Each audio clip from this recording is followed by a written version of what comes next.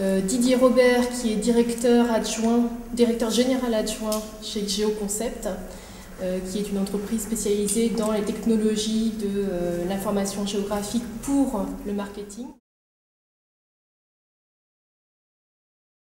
Alors moi j'ai fait une thèse de géographie et donc à l'issue de la thèse j'avais le choix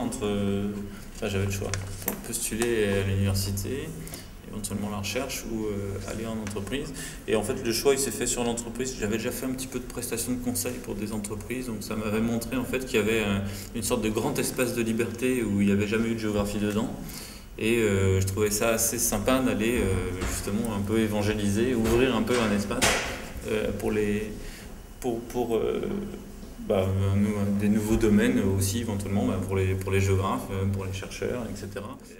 Donc moi j'ai un parcours de géographe, mais j'ai fait un petit peu d'économie aussi, puis un petit peu de stats aussi. C'est assez important parce que c'est la boîte à outils en fait dont on se sert. Dedans il y a des techniques liées à la géographie, donc comme les systèmes d'information géographique, mais il y a aussi éventuellement le recours à d'autres techniques comme un petit peu de statistique, comme un petit peu d'économie, etc. Et ça c'est important, ou des connaissances sur le marketing, ou des connaissances, puis c'est ça qui définit, qui est un métier derrière.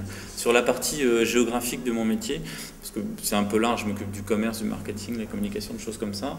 Sur la partie, qu'est-ce qu'il y a, on va dire les traces de géographie à l'intérieur de tout ça. Donc, moi, je travaille dans une entreprise qui fait des logiciels, des outils techniques, mais surtout qui les implémente, qui les fait pour les mettre dans des process métiers. Donc, là où il y a une grande partie géographique, de connaissances que j'ai pu avoir dans mes études, c'est sur le fait de comprendre bien ce qu'il y a dans des process métiers, où est la géographie. Par exemple, on fait des outils qui opèrent les chaînes d'opération, les chaînes d'intervention des pompiers. Donc, voilà, c'est un truc comme ça. Donc quand vous appelez un pompier, ou je sais plus le numéro, quand vous appelez, en gros, on commence par vous localiser, et puis ensuite on envoie un véhicule qui est normalement un itinéraire qui doit arriver à un certain endroit, qui est suivi en temps réel. Ensuite, on récolte de l'information, on simule éventuellement des propagations d'incidents, des choses comme ça sur le terrain. Donc le géomarketing, c'est ça, c'est effectivement, une entreprise, elle pense à faire des produits, elle pense à un moment ou à un autre, il faut qu'elle les amène sur un marché. Donc ça, c'est le marketing qui fait ça, en gros, qui met en face une offre et une demande. Le géomarketing, il va intégrer là-dedans une dimension géographique. C'est-à-dire, il va dire, voilà, l'offre, elle est localisée, l'entreprise, elle a éventuellement des points de distribution, ou alors c'est le web, mais elle a quand même un espace de distribution et il faut l'intégrer. Et puis derrière, elle va adresser un espace concurrentielle, par des concurrents à droite à gauche, donc il faut qu'elle se positionne par rapport à ça, puis un espace de marché aussi, avec des clients, ceux qu'elle souhaite, ceux qu'elle aimerait avoir, ceux qu'elle a, et là aussi il faut qu'elle se positionne par rapport à ça.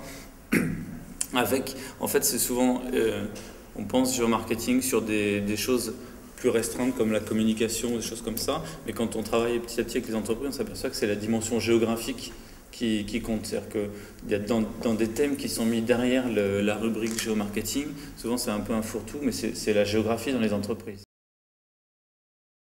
Moi, dans mes journées, il y a beaucoup de pilotage de projets, par exemple, donc souvent de projets clients, effectivement, de voir si tout le monde avance bien, si ça va dans le bon sens, si par rapport justement à cette problématique du client qui avait une bonne partie géographique, ce qu'on va restituer, c'est on a bien compris sa problématique, et puis derrière, justement, on va produire les bonnes cartes, les bons tableaux, et puis la bonne lecture, en fait, et en restitution les bonnes informations. Et puis il y a une bonne partie entre autres choses, il y a une bonne partie alors effectivement, de travail de chambre un peu, de lecture, de compréhension du marché, de compréhension de ce que font les gens, de compréhension de qui sont les clients, etc. Donc le plus possible de recherche. Et une bonne partie, sinon aussi, un bon tiers par semaine qui est consacré à des rendez-vous clients. C'est ça l'idée, c'est d'aider les clients et d'aider les gens aussi dans les équipes, par exemple chez GeoConcept, à bien comprendre ce que c'est que cette dimension géographique. Je ne sais pas si je suis très clair, mais c'est ça. Et sur le géomarketing, c'est ça aussi. Aujourd'hui, on voit des entreprises, donc par exemple des grands réseaux, qui ont des centaines de magasins en France, qui sur leur dimension géographique ont parfois du mal à comprendre vraiment ce que ça met en jeu. C'est-à-dire, est-ce que sur les déplacements de leurs clients, est-ce qu'ils les prennent loin, est-ce qu'ils les prennent plus loin, est-ce qu'ils les prennent près, loin, quel est le profil de leurs clients, comment ils doivent s'organiser, comment ils doivent organiser leur plateforme logistique, où ils doivent se positionner, etc. Donc l'idée c'est de les faire un peu accoucher, d'aller voir, de prendre en compte vraiment cette dimension géographique pour ensuite la retranscrire dans des outils et d'être capable de faire dialoguer un petit peu tout le monde.